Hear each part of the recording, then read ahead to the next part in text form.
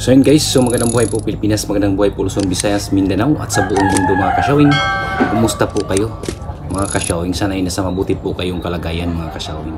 So for today's video mga kasyawing ay pag-usapan po natin yung sinasabi po ni Senator Amy Marcos mga kasyawing at Senator Chis Escudero tungkol po sa BSKE mga kasyawing. So bago natin pag-usapan yan, don't forget to like, share, comment down below mga kasyawing upang makita po natin ang inyong komento at reaction po tungkol dito sa video na ito mga kasyawing. And don't forget to subscribe.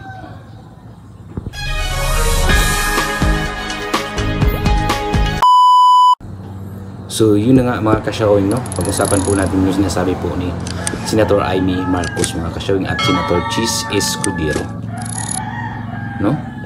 Nahulog pala tayo mga kasyawing, no, sa patibong dahil wala pong kasiguruhan yung sinasabi po nilang walang eleksyon sa December. Ang totoo niyan mga kasyawing ay mayroong eleksyon pala sa December ang BSKE, no? Ginagamit lang po nila yung sinasabi nila dahil kailangan po nila, no, ng tao ngayong darating na eleksyon mga kasyawing, no? Dahil malapit na po, no, ang midterm election mga kasyawing. Siguro busy po kayo mga kasyawing ngayon dahil busy na po sa pag-ikot-ikot yung mga ating mga local candidates mga kasyawing, no? Pati tayong mga barangay officials ay napasama, no, sa kanilang pag-ikot-ikot sa mga barangay mga kasyawing. So hindi po tayo maniniwala po sa sinasabi po ni Chis Escudero mga kasyawing at Senator Amy Marcos, no, na wala pong eleksyon sa December, no, dahil naka-schedule na po ang BSKE ngayong December, no. So yung sinasabi po ni Senator Amy Marcos at Senator Chis Escudero na wala pong eleksyon, malabo pong mangyari, no? Dahil kung gusto nilang maipasa yan, noon pa sana ginagamit nila yan, no? Dahil palapit na po ang midterm election upang makakakuha po sila ng simpatya ng mga barangay officials. Nasa atin na po yan mga kasyawing kung tayo po'y naniniwala, no? Matagal pa yung June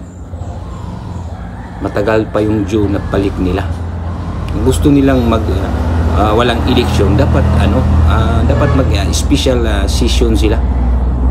Kung gusto nilang ipasa yung fixed term sitting na yan ng BSKE mga kasyawing, pero wala eh. Hinintay nila yung eleksyon sa Mayo, no? Kasi gusto nila makakakuha ng buto ng mga barangay officials, kaya pinaasa tayo na walang eleksyon sa December, no? Nasa inyo na po yan mga kasyawing kung kayo po'y naniniwala sa sinasabi po ni Senator Amy Marcos at Senator Chis Escudero.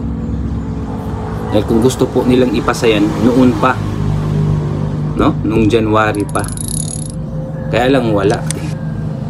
Kaya hindi po tayo aasa, no, na extend or ma-fixed term sitting yung BSKE.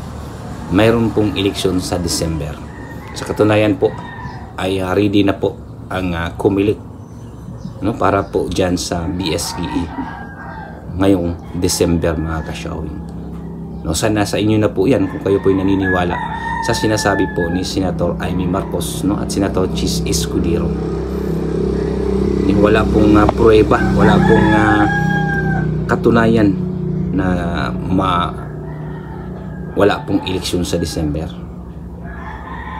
Nasa inyo na po yan mga kasyawing kung kayo po'y naniniwala.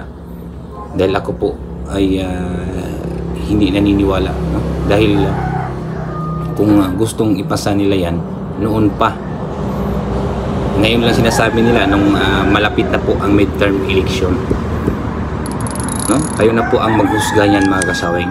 So yan lang po mga kasyawing, no, kung kayo po naniniwala sa sinasabi po ng dalawang senator na yun mga kasyawing.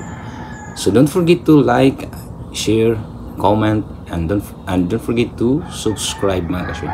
So yan lang po mga kasyoy. Maraming salamat po sa inyong walang sawang pagsuporta po sa aking channel, no? At walang sawa pong sumabaybay, no? Sa aking lahat ng mga content, mga video ko mga kasyoy. So yan lang po mga kasyoy. Maraming salamat po. Thank you for watching.